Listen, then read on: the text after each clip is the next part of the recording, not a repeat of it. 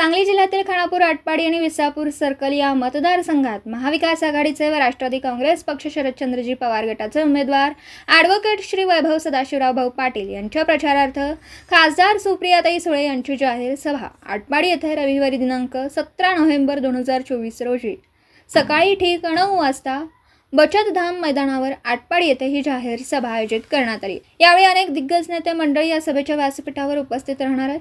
तुतारी वाजवणारा माणूस या चिन्हालाच मतदार बंधू भगिनींनी भरघोस मतानं निवडून आणा आणि वैभवदादा सदाशिवराव भाऊ पाटील यांना विधानसभेत पाठवा।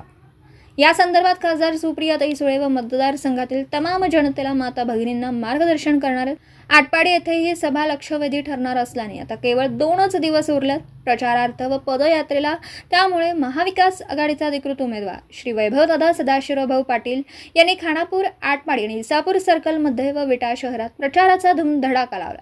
विजय निर्धार सभाचा आता खासदार सुप्रियाताई सुळे यांच्या आटपाडीत वैभवदादा पाटील यांच्यासाठी होती।